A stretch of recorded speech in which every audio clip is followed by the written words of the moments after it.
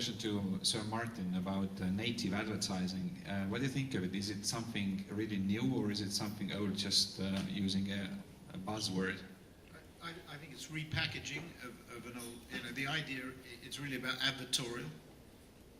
You don't confuse or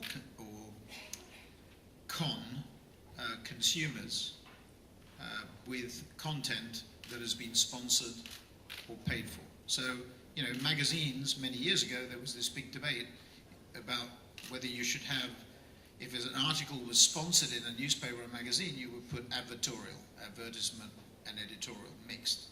And I think as long as consumers understand that the content is sponsored, as long as there's a sort of health warning, if you like, that this is sponsored content, it's fine. So native advertising to me is just the new version. People, it's related to content. People say online content is new, or even offline content is new.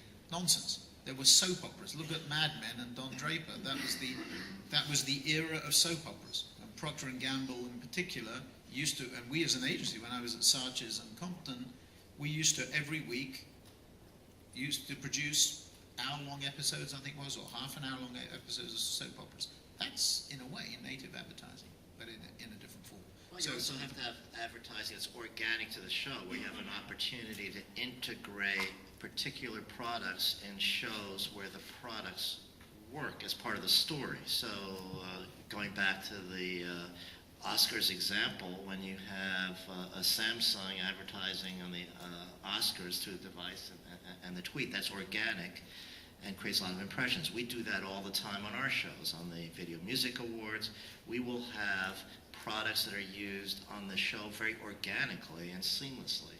That's prepared in advance. It's not as spontaneous as it appears to the viewer, and that's not an intrusion on the viewer. So it's very important that you not have advertising that appears to intrude on the consumer. It should be more and more organically part of it where it makes sense. It has to be endemic to the story itself. And I think it's linked to the privacy issue in a way. As long as consumers know and what they're letting themselves in for, it's fine. In other words, we don't want to confuse consumers. These accept or deny long pages that you have to go through when you go onto a website or whatever are a nonsense. We have to have a simple means of communicating to consumers what they're letting themselves in for if they go onto a site. So in a way it's the same thing, just openness, transparency, whether it's opt-in or opt-out. Can I just ask one question? Like, what do you guys this week, your observations of campaigns are? Who's asking first? Claire Atkinson, New York Post. Okay.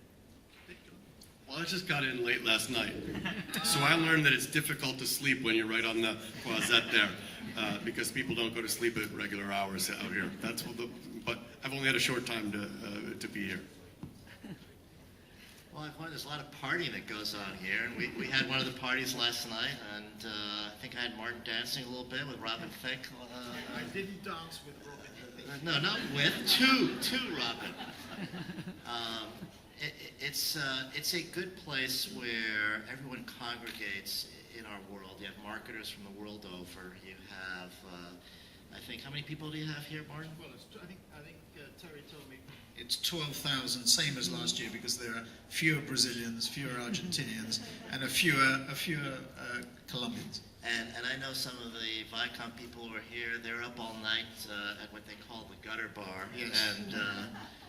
And I'm too old for that, but I see them off after dinner. But I just, a little bit of a contrapoint, I do think it's become too much of whose boat is bigger, and whose act, with all due respect to Robin Thicke, whose act is stronger.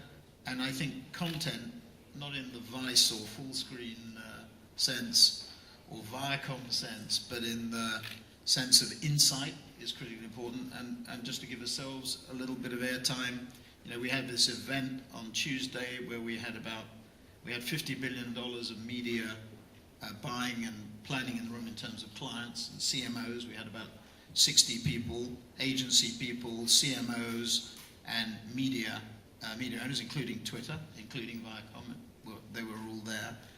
And what we did is we spent about 5 or 6 hours talking about the key issues that face our clients in developing their digital investments.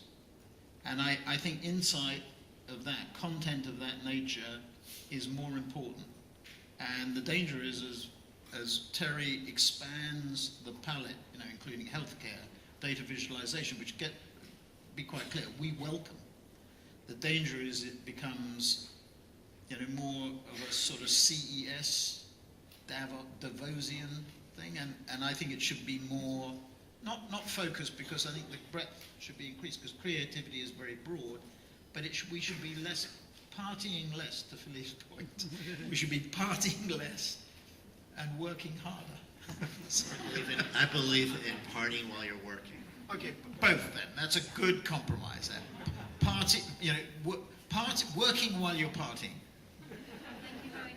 Thank you very much. That's all we've got time for.